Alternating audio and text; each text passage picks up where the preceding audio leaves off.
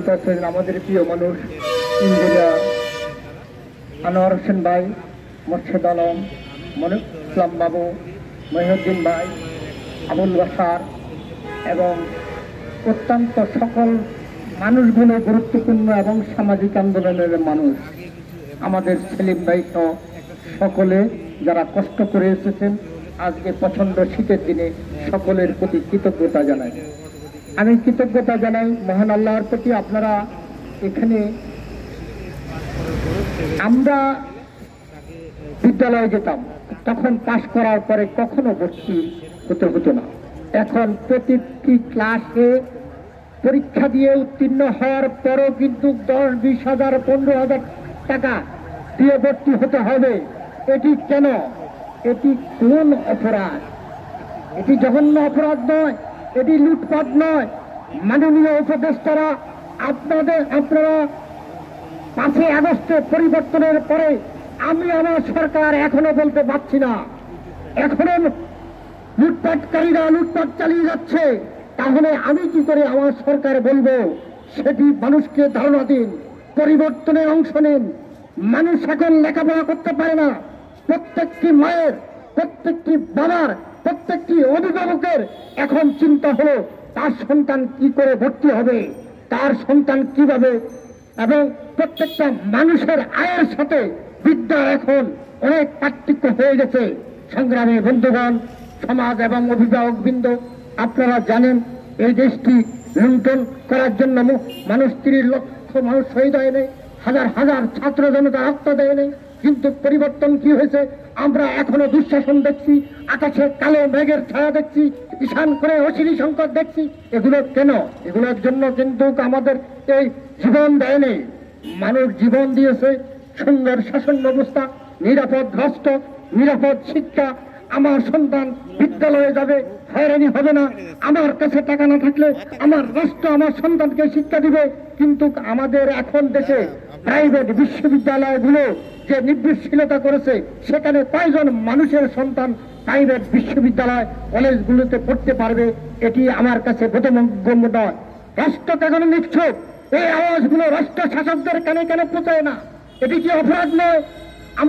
আমরা যে একটি পরিবর্তনের জন্য আন্দোলন সংগ্রাম করেছি, জীবন দিয়েছি, কোথায় আমাদের জীবনের মূল্য? এখনো কি রাষ্ট্র ভাবতে পারে না? দুঃশাসকরা এখনো আমাদেরকে ঘুরে বেড়াচ্ছে, তারা এখনো আমাদের রক্ত চক্ষু দেখাচ্ছে। এই অপরাধগুলো বদ্ধ হবে কবে? বদ্ধ করার জন্য আমরা সম্মিলিতভাবে উদ্যোগ দিতে হবে। যার যে অবস্থানে আছে, এই যে আমাদের এক ভাই পাশে দাঁড়িয়েছেন, তিনি লিখেছেন যে ঘুষ খাওয়া, নিজের মলমূত্র খাওয়া। এইভাবে প্রত্যেকটা নাগরিকের, দেশপ্রেমিক মানুষকে এগিয়ে আসতে হবে, তাহলে আমাদের সমাজ পরিবর্তন হবে। আমরা কি অপরাধী জাতি?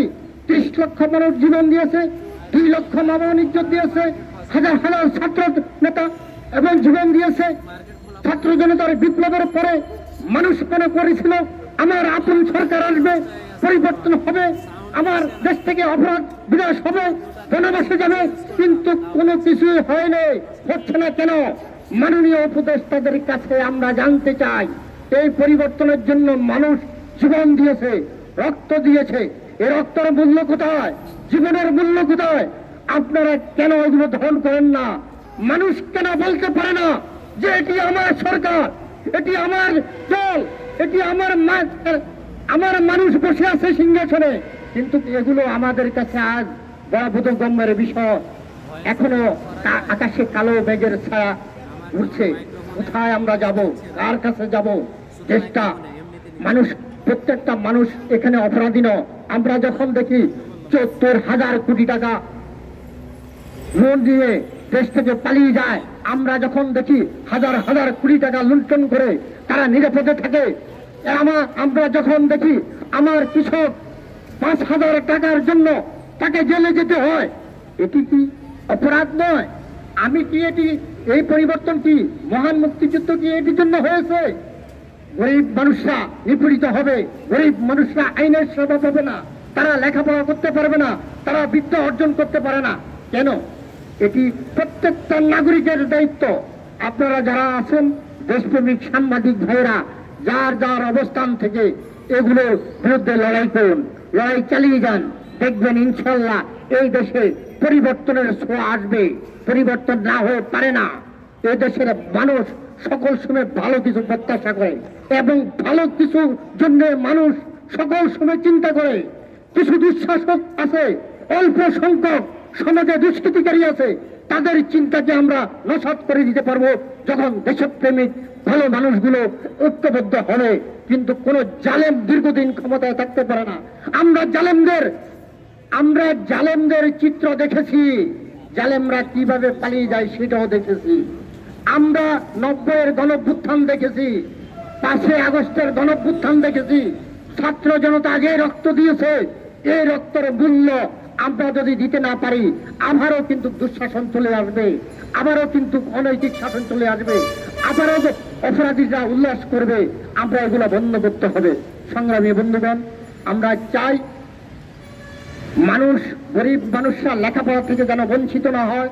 শিক্ষা ব্যবস্থাকে যদি আমরা পিছিয়ে নেই এবং জাতির শিক্ষা ব্যবস্থাতে বাজেট বৃদ্ধি করতে হবে এবং দলীয় দাসত্বমুক্ত শিক্ষকদেরকে শির উঁচু করে দাঁড়িয়ে কথা বলতে হবে। আমাদের শিক্ষা ব্যবস্থা, শিক্ষকরা এখন দলীয় হয়ে গেছে। রাজনীতি থেকে মুক্ত করতে হবে। রাজনীতি আমার দেশের জন্য, কিন্তু দেশপ্রেম নাই, দলীয় দাসত্ব, লুটপাটের দাসত্ব, এগুলো বন্ধ করতে হবে।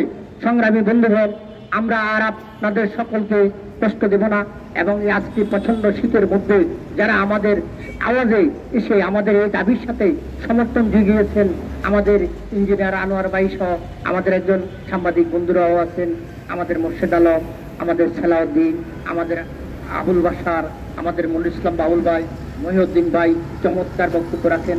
আজকে দৃষ্টি একটা খুবই সুন্দরভাবে শুনেছি। এবং আমাদের যারা মুসলিম মানুষ, যারা আপনারা সাংবাদিক ভাইয়েরা রাস্তায় দাঁড়িয়েছেন, আপনারাও মুসলিম মানুষ, আপনারাও লুটপাটকারী না।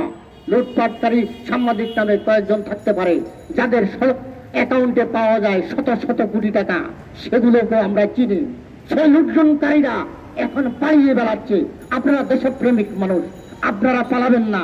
আপনারা এই দাবিগুলো, এই আওয়াজগুলো জনতার মাঝে পৌঁছে দেবেন। ইনশাল্লাহ আমরা ভালো সফল পাবো। সকলকে ধন্যবাদ জানিয়ে এখানে আমার বক্তব্য শেষ করছি। বিজয় হোক, মেহনতি মানুষের বিজয় হোক, আমাদের বিজয় হোক, এ দেশের সকল যে ছাত্র জনতার, আমরা এই ছাত্র জনতার বিজয়কে ধারণ করব, এই আশা প্রত্যাশা ব্যক্ত করি। সকলকে ধন্যবাদ জানিয়ে এখানে আমার বক্তব্য শেষ করছি। আজকের প্রোগ্রামও আমরা এখানে শেষ করে দিচ্ছি। সকলকে ধন্যবাদ।